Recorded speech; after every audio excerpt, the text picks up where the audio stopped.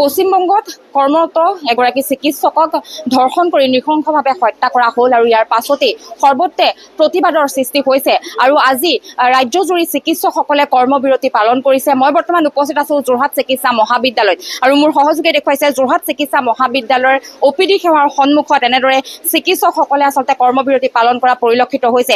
আজিৰ দিনটোত যোৰহাট চিকিৎসা মহাবিদ্যালয়ত জৰুৰীকালীন সেৱাৰ বাহিৰে কোনো ধৰণৰ সেৱাত অংশগ্ৰহণ নকৰে এইসকল চিকিৎসকে আৰু পশ্চিমবংগত যি নৃশংস ঘটনা সংঘটিত হ'ল সেই ঘটনাৰ আচলতে তেওঁলোকে দুখীয়া উচিত শাস্তি পোৱাটো বিচাৰিছে। মই কিছু মন্তব্য ল'বলৈ চেষ্টা কৰিম যিহেতু চিকিৎসকসকলে এনেদৰে ধৰ্ণা কাৰ্যসূচীত বহা পৰিলক্ষিত হৈছে।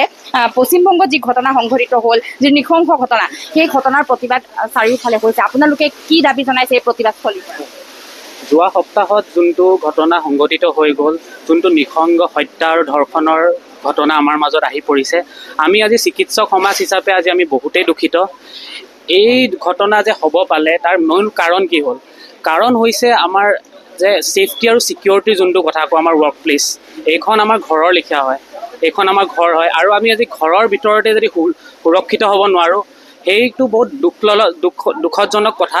আৰু আমি আজি ভাবোঁ যে এখন চিকিৎসকৰ ওপৰত নহয়, এই সামাজিক মাধ্যমৰ ওপৰত, সমাজৰ ওপৰত, এগৰাকী নাৰীৰ ওপৰত এই যোনটো নিৰ্যাতন চলি আহিছে, যোনটো আমি নিৰ্ভয়া 2.0 বুলিও কৈছোঁ, আমি কিয় ক'ব লগা হৈছে আজি আমাৰ OPD ছাৰ্ভিচেছ বন্ধ আছে, অকল জৰুৰীকালীন ছাৰ্ভিচেছ খোলা আছে। আজি কিয় হ'ব পাইছে?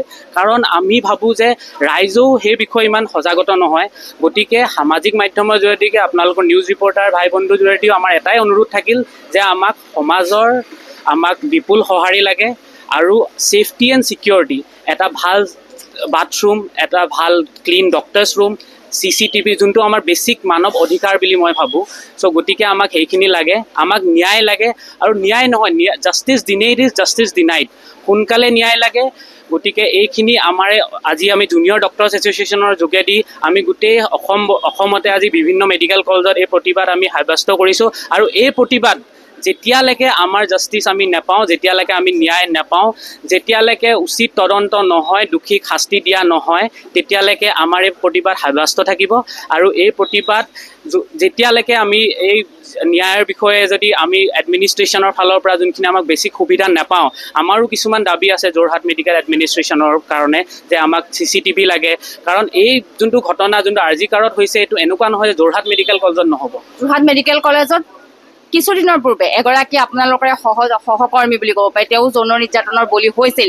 ইতিমধ্যে তেওঁলোকে লিখিতভাৱে অভিযোগো দিছে। যোৰহাটতো সুৰক্ষিত নহয় কিন্তু হয়, কিন্তু তাৰ বিৰুদ্ধে কেনেদৰে প্ৰতিবাদ কৰিছিল আপোনালোকে? হয়, তাৰ বিৰুদ্ধে আমি প্ৰতিবাদ কৰিব লগা হোৱা নাই, কাৰণ আমাৰ প্ৰিন্সিপাল ছাৰ, আমাৰ এডমিনিষ্ট্ৰেশ্যন, যোৰহাট মেডিকেল কলেজৰ এডমিনিষ্ট্ৰেশ্যনে যোনখিনি উচিত তদন্ত হ'ব লাগে, যোনখিনি তাৰ বিষয়ে ষ্টেপ ল'ব লাগে সেইখিনি লৈছে আৰু তাৰ বিষয়ে আমি বহুত বেছি ধন্যবাদ ছাৰক আমি জনাব বিচাৰিছোঁ যে গতিকে বাকী আৰু সুবিধা লাগে, আমাক আৰু সুৰক্ষা লাগে, নহ'বা আমি এই ডিউটি আমি আমাৰ ঘৰৰ ভিতৰতে আমি যদি সুৰক্ষিত নহয় আমি ডিউটি কৰিব নোৱাৰোঁ। আৰু মই আপোনালোকৰ মাধ্যমৰ যোগেদি আমাৰ পেচেণ্টক আমি ক্ষমা বিচাৰিছোঁ যে আজি আমাৰ কাৰণে এই অসুবিধাৰ সন্মুখীন হ'ব লগা হৈছে, কিন্তু তেওঁলোকেও বুজিব লাগিব যে তেওঁলোকৰ আমাক সঁহাৰি লাগে, তেওঁলোকৰ আমাক ছাপৰ্ট লাগে, সামাজিক মাধ্যমত হওক বা যিয়ে নহওক। তো গতিকে আমাৰ কথাখিনি বুজি পাব লাগিব আৰু ডক্টৰ্ছ যোনদিনাখনি ইউনাইট হ'ব, যোনদিনাখনি OPD ছাৰ্ভিচো বন্ধ হ'ব, সেইদিনাখনি কিন্তু বহুত আমাৰ সমাজৰ বাবে এটা বহুত হেৰি হ'ব। হয়, এয়া আছিল প্ৰতিবাদকাৰী চিকিৎসকসকল, কনিষ্ঠ চিকিৎসকসকলে আজি এনেদৰে OPD সেৱাৰ সন্মুখত প্ৰতিবাদ কাৰ্যসূচী ৰূপায়ণ কৰিছে। বেটী বচাও বেটী পঢ়াও চৰকাৰৰ শ্লোগান, সেই শ্লোগানতে সীমাবদ্ধ হৈছে নেকি আজিৰ নাৰীৰ সুৰক্ষা? হয়, এইষাৰ কথা চবে বহুত বেছি কৈ আছে যে বেটী বচাও বেটী পঢ়াও আৰু তাৰ পাছত গৈ মেলি বেটী হে যো মৰ গই পঢ়তে পঢ়তে। কথাটো এনেকুৱাই যে আমাৰ ডিমাণ্ডছ বহুত চিম্পল হয়। ডক্টৰ হ'বলৈ আমি বহুতখিনি ছোৱালী হিচাপত বহুতখিনিয়ে কৰি আগবাঢ়ি আহিছোঁ আৰু সেইখিনি বস্তুৰ কাৰণে আমাৰ পেৰেণ্টছেও বহুতখিনি লেভেলত ছেক্ৰিফাইচ কৰিছে।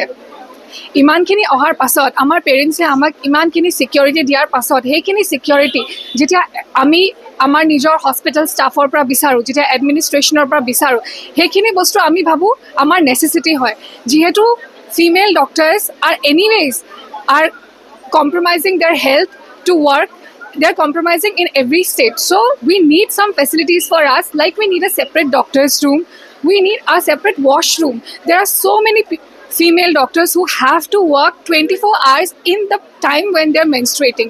So এইবিলাক issues আমি আমাৰ এডমিনিষ্ট্ৰেশ্যনৰ আগত ৰাখিছোঁ আৰু এটা কথা মই ক'ব বিচাৰিছোঁ লাষ্ট টাইম যোনটো আমাৰ ইয়াতে ইনচিডেণ্ট হ'ল সেই সময়ত আমাৰ কিন্তু এডমিনিষ্ট্ৰেশ্যনে আমাক ফুল ছাপৰ্ট দিছিলে আমাৰ এডমিনিষ্ট্ৰেশ্যনে যিখিনি বস্তু এই ছোৱালীজনীৰ লগত সংগঠিত হৈছে গোটেইখিনি মেটাৰ বহুত চিৰিয়াছলি লৈ ইণ্টাৰনেল কমপ্লেইণ্টছ কমিটিয়ে তাৰ জাষ্টিফাইড একশ্যন লৈছে সেইখিনি বস্তু RJK মেডিকেল কলেজত হৈ থকা নাই আৰু বহুতখিনি ক্ষেত্ৰত বহুত মেডিকেল কলেজত ছোৱালীৰ ডিমাণ্ডছবোৰ যোনখিনি বস্তু তাইৰ লগত হৈছে বা যদি তাই কমপ্লেইন কৰিবলৈ যায় সেইখিনি ফুলফিল কৰাত তাহাঁতি অলপমান দেৰি কৰে সেইটো কাৰণে আজি আমি ইয়াত বহিছোঁ আমাৰ ভাল লগা নাই পেচেণ্টৰ হেল্থ কম্প্ৰমাইজ কৰি ইয়াত বহি থাকিবলৈ নাইট শ্বিফ্ট এৰি ইয়াত বহি থাকিবলৈ কিন্তু ষ্টিল আমি ইয়াত বহিব লগা হৈছে পেচেণ্টৰ আৰু আমাৰ ভালৰ কাৰণে প্ৰিয়ংকা এই মুহূৰ্তত আপোনাক ধন্যবাদ জনাইছোঁ এনেদৰে দেখিবলৈ পোৱা গৈছে যোৰহাটতো প্ৰতিবাদী কাৰ্যসূচী ৰূপায়ণ কৰিছে আৰু